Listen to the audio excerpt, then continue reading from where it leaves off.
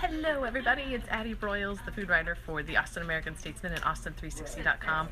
I am back from vacation for a weekly Wednesday live stream. This live stream is sponsored by Relish Austin, and we're so excited that you are here.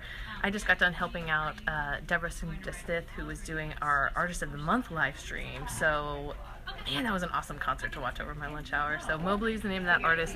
Check it out in our videos. I think you'd really enjoy it. So, I've been out of town. I've been in Portland and Idaho with my kids on Camp Mom. I did a live stream when I was in Portland of the Portland Food Hall. Forgot to mention the whole reason why I was doing the food hall live stream was that Austin's getting a food hall. Fairground is going to be opening up this fall, and Antonelli's Cheese Shop is one of the restaurants. Well, Antonelli's isn't a restaurant, but Due and Marin Rye and Easy Tiger and all those restaurants are going to have mini restaurants within this food court. And Antonelli's Cheese Shop is going to have their second location there. And just yesterday I blogged that John Antonelli, one of the co-owners of Antonelli's Cheese Shop, was just named, well, he applied and got elected to be the president of the American Cheese Society, which is a huge honor for him.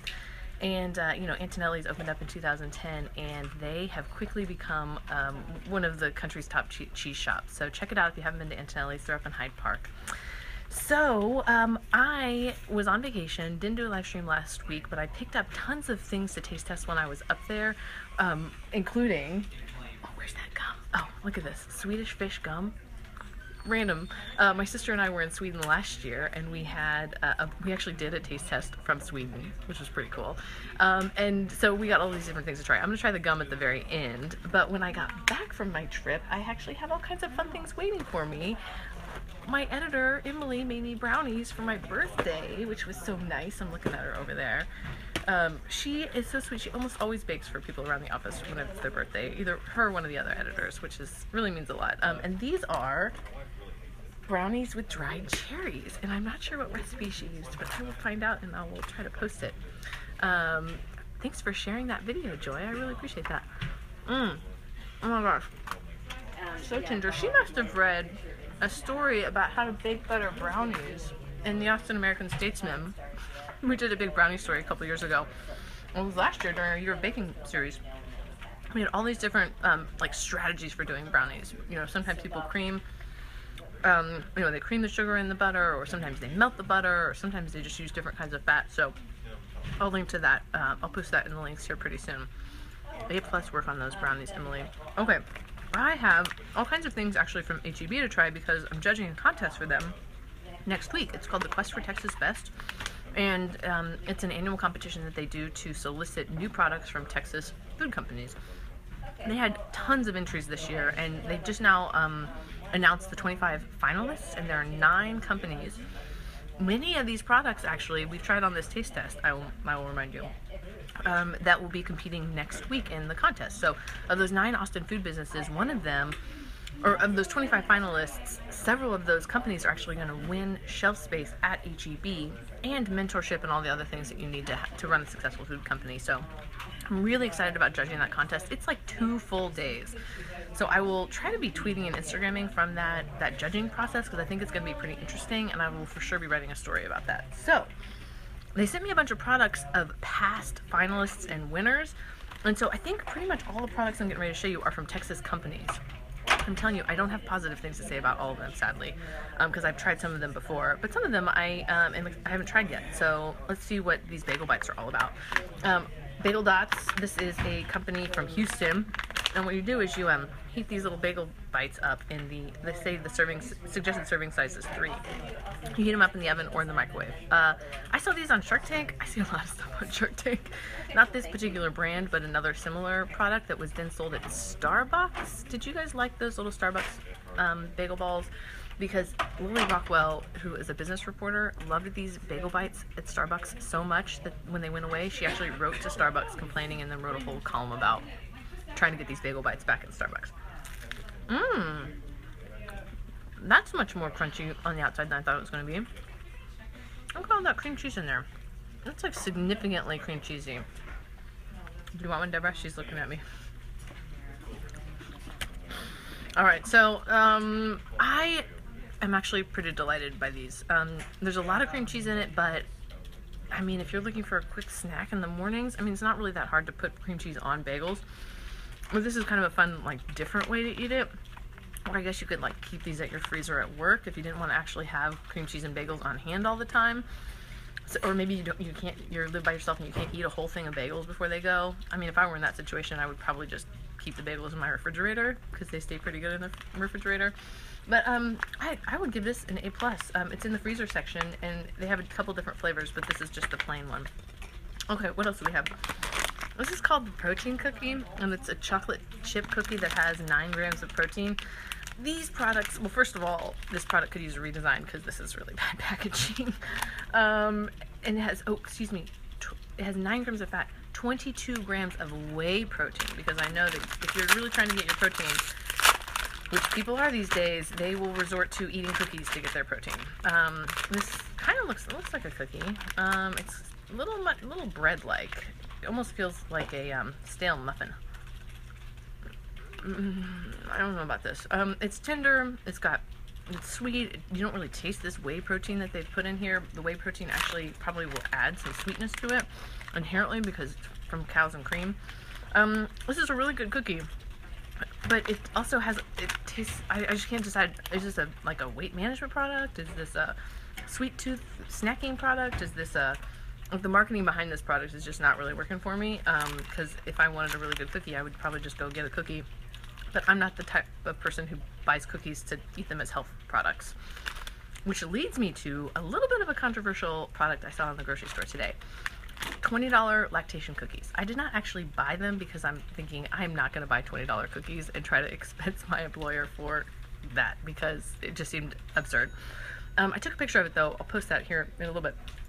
I mean, it's a pretty big bag of cookies though. And it's from a company called Milk Matters or something like that. And the idea is that you have these cookies that have ingredients in them that support lactation, which I am all about. I'm all about. I mean, we've even published recipes for lactation cookies before. You know, oats. I know oats are in there, and I think it's like, you know, barley and some other ingredients that are, you know, scientifically proven to stimulate milk production, which I think is awesome. What I don't think is awesome is $20 cookies. That seems like the ingredients that go into that are not adjusted in some way, or they're not special ingredients that you have to get, you know, manufactured. It's everyday ingredients you can get from the grocery store. So in my first reaction was, newborn moms are getting swindled by paying you're thinking that they need to pay $20 to get lactation cookies when you can make them yourself, which, you know, when you're a new mom, you don't have time to bake lactation cookies. Friends, if your friends are having babies and they're breastfeeding, Google lactation cookies and make them some, so that when they're in the store, they're like, do I buy diapers or do I buy lactation cookies? That's not a decision we want new moms making. So, and if you're out there selling lactation cookies, I would like for you to tell me why they need to be $20 for 10 or 12 cookies, because that seems crazy to me. All right, we'll get one more kind of, I don't want to be negative. I hate being negative, but I know that that's what I got to do. This is a Texas gumbo. I know the packaging is backwards. I wish it wasn't. But this is called Huerta's Texas Kitchen, and it's a frozen product. This was in the Quest for Texas, HEB Quest for Texas Best competition in recent years. And I actually picked this up a few weeks ago when I was trying all those Luby products, and it was not good. I really was rooting for this sweet family that's on the back that kind of explains that their gumbo is kind of like cowboy beans, but with like a Louisiana flavor to it. It's less gumbo and more like your standard like pot of Texas beans. But it was just not very good, and I remember this product being like $7 or something, and I thought I would have rather just bought canned beans. Oh, I hate saying that, but I just got to tell you, because it doesn't look like this when you open it and you make it yourself. So I'll let you decide whether or not you want to try out this product. Let's see, this was a winner last year, this dough puck. This is from the Texas Pie Company and Kyle. Way to go, Texas Pie Company. You guys got your pie dough in HEB, which this is a product I actually see there's a hole in the market for, because when you want to make a pie and you want to buy frozen pie dough, your only option is to buy it so that it, look at this, I happen to have a pie plate right here, where you would roll it out, or, you know, you can either buy frozen pie that's in the shape of the pie pan already, or you can buy like a powdered mix that you put butter in and then you have to make it. But this is presented as it's a round piece of dough that you let thaw, and then you can roll it out yourself, and you can divide it into smaller ones. You can do cool things with it. I just thought that was a nifty innovation. All right, let's try. This is a product called Dip It. This is a local, by local I mean from Mission, Texas, and it's I think it's a hummus knockoff. Let's see what else. Oh, but it's made with yogurt. So we have tried savory yogurt products on this live stream before. If you're just joining us, by the way, I'm Addie. I do these live streams every week from my desk, and I try new products, and I tell you about food news in Texas. And so savory yogurts we've seen before from some national companies. This is from a Texas company, and they are, you know, it's a way to try to make yogurt more healthy. Or sorry, trying to make dips healthier as opposed to using sour cream. Yogurt is a pretty good substitute for that, and the taste difference at the end is not really that noticeable. So I'm going to use some Texas shaped chips. There you go. If I turn it around, it looks right. I have a friend visiting from California this week, and he's like, why do you have Texas shaped chips? I'm like, I don't know. This is what we do in Texas, is we make things that look like the state. Okay, so this is actually an HEB product. You guys have probably seen these. These are not new, but they're kind of nifty. Okay, so this is a chipotle yogurt dip.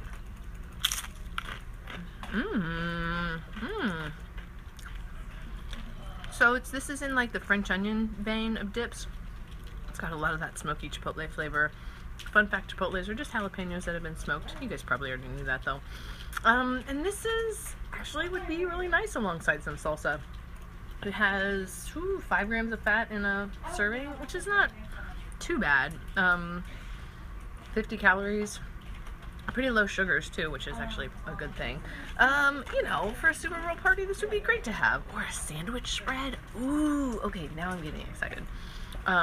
This would be a really good mayonnaise substitute on a sandwich. So, way to go, Dip It. I like this product. All right, what else we got? We have a bunch of things. I'm going to save some of these for next week. But I'm going to wrap up with... I am going to have that Swedish gum here in a second. But one thing I wanted to tell you about was that Toy Joy is opening a candy store. That news I just blogged this morning. And... sorry, Ava, maybe I could just put a mirror beside me. Wouldn't that be fun? We've actually considered all kinds of different ways to solve this problem of getting the text to flip, and we just can't figure it out. But Toy Joy is opening up a candy shop called Yummy Joy, and that should be open by the end of August. It's going to be on 2nd Street, right next to Toy Joy downtown, and they're going to have Sweet Ritual ice cream. So if you like Sweet Ritual, you now have a place to get it downtown. Okay, I'm going to tell you about 2 more things. A book and some pasta. This was a new product I saw at the store a couple weeks ago, actually. This has been sitting in my pantry at home. It's a Barilla Pronto, 1 pan, no boil, no drain. So here's what they are trying to capitalize on with this. Have you seen those recipes where it's like the sauce, the pasta cooks in the sauce and you cook the sauce at the same time? So the idea is you put raw pasta, uncooked pasta in a pot with a specific amount of water and the other ingredients you might want for your sauce, like tomatoes, basil, and then when you're boiling the pasta, the sauce, the pasta's cooking in all of those sauce ingredients, and the sauce is cooking, and it's all cooking together.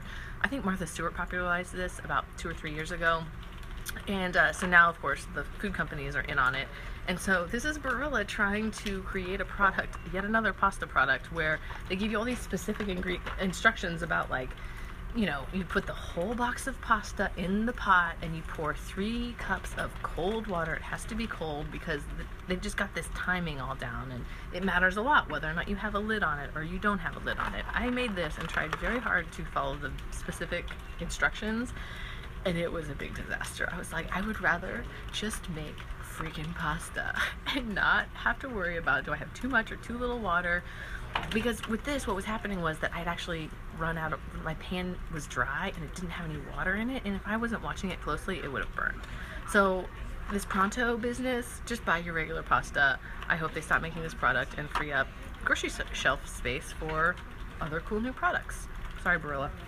Okay, last thing I'm going to recommend, which has nothing to do with food, but this is kind of more like podcast related. So on I Love You So Much, which is a podcast I co-host with Omar Gallaga and Tali Mosley, we have new episodes that drop every Friday, and in them we have a segment called The Toast, where we recommend something that is going on in our lives, or we're reading or watching or eating or playing, and share it with everybody else. So my recommendation I didn't actually recommend this on the podcast this week, but I will be recommending this soon, is this book called The Oregon Trail. So I'm a total pioneer nerd, Laura Ingalls Wilder.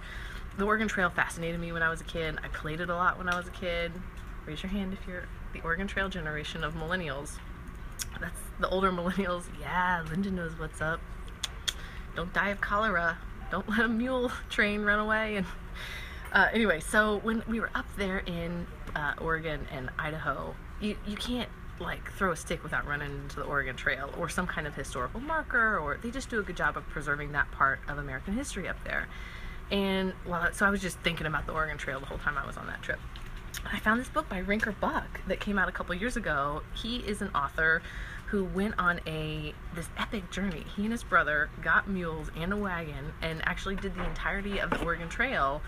And from what he says, it was the first time that somebody did the Oregon Trail in the way that the pioneers did it since 1909, and they did it in 2012. And so this book is just a fascinating, it's like a little bit of Oregon Trail history plus this like travel log of his adventure with his brother, and they're, you know, these crusty old dudes who haven't spent so much time together since they were kids, and it's just really delightful. And I've been needing a book this summer. I haven't really found a good book, and I've really fallen in love with this book. So way to go, Rinker Buck. And the Oregon Trail. So once again, I'm Addie. I'm the food writer for The Statesman. Pick up a copy of The Statesman today and you can find a whole bunch of recipes for summer salads, and I wrote a column about why I love to cook on vacation. I think that cooking on vacation is a really important way to ground yourself when you're on the road, and for me it's an excuse to go grocery shopping, and I love grocery shopping when I'm on the road, as I have told you about before. And even when you're cooking in like an Airbnb kitchen and you don't know where any of the stuff is, I actually really like that experience of having to get to know a new kitchen, and, you know, just so you can fry up some eggs. That self-sufficiency is really grounding for me when I'm on the road. So that was my column today. We've got a link to it in this post.